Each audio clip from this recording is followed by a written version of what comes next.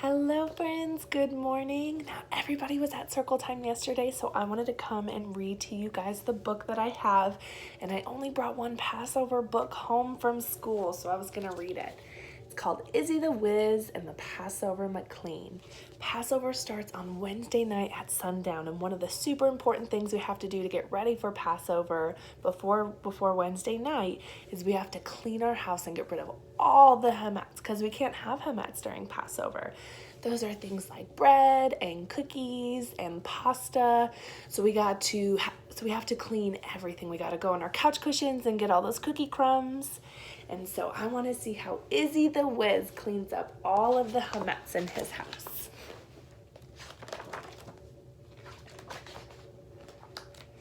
Izzy the Wizz is so busy he is, tweaking with beakers and bubbles that fizz, inventing machines that can think, blink, and talk, machines of your dreams that can wiggle and talk.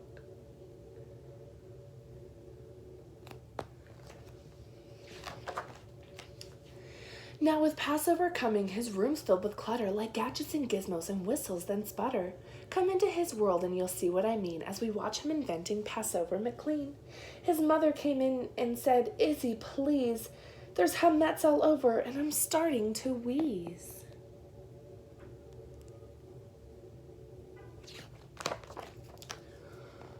The rooms are still swarming with cookies and bread. That mouse in the corner is nibbling a shred. There's cake in your closets and crumbs in your shoes. Do you blame me for having pre-Passover blues? Dear Izzy, I need to lie down in my bed. I'm getting a bread ache right here in my head. Don't worry, said Izzy. It's almost complete. My brand new invention will make the house neat. Go rest, take a snooze, sleep at least until 2. When I finish, there won't be a thing left to chew.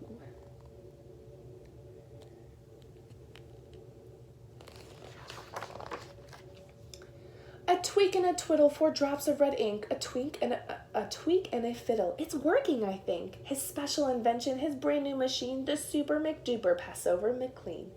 Izzy pressed the red button, Mcclean lurched and whirled. He cranked the green handle, it belched and it purred. Then the hungry machine chopped 10 books down for its lunch, gobbled the rug, and continued to munch.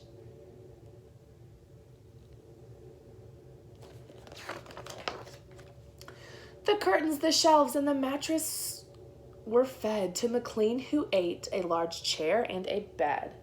They whirled and they swirled, they curled up inside, where the crumbs were all cleaned and the toys washed and dried.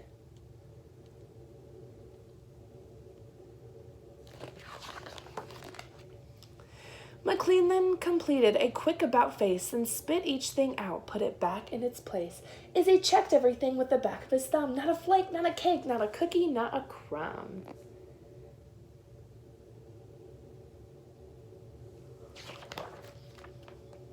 Then he tugged and he lugged his machine down the stairs. Then he parked it right next to the dining room chairs.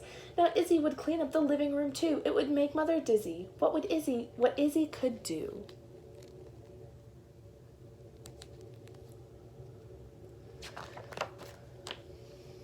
With a whirl and a purr, the machine started up, and the fork whizzed right by with a plate and a cup. Then a table flew by with a new cordless phone, then a desk, a computer, and a paperweight stone. All were blown, all were thrown into Izzy's machine, a pre-holiday feast for Passocer Mcclean.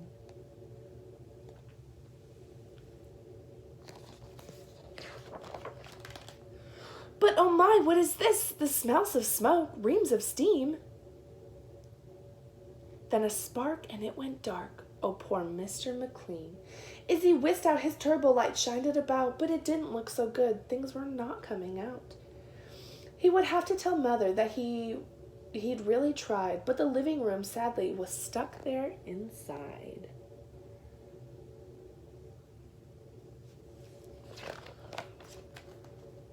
But wait, not too late. The emergency hatch. Izzy flipped Mcclean over and looked for a latch.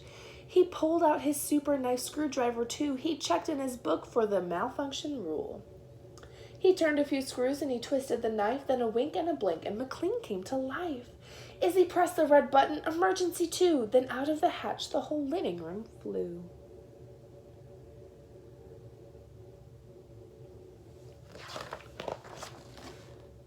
But Izzy's wide smile sagged into a frown as he watched all the furniture land upside down.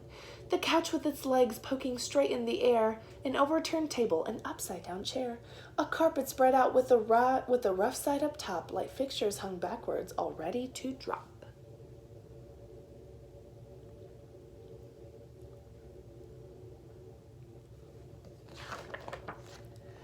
Just then he heard Slipper's pad into the room. "Oh, Izzy," said Mother. He shivered with gloom. He looked at his watch. It was just 1:15. His mother was early. She looked at the scene. "Oh, goodness," she said, "but I must go back in. I have to lie down. I can feel my head spin." "I thought I was better," she said with a frown, "but clearly I'm not well. The whole room's upside down."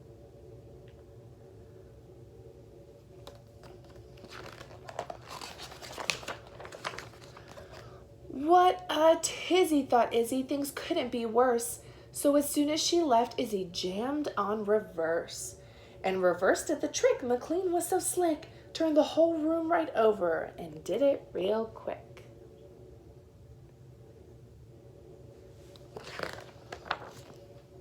And the house gleamed and sparkled, and the room was so bright when they sat down to Seder on Passover night. "No cookies or crumbs," Mother said, "not a shred. It's Passover clean, not a speck of real bread." "How beautifully dusted, how wonderfully clean. Thanks to him," Izzy said, as he winked at Mcclean. The end.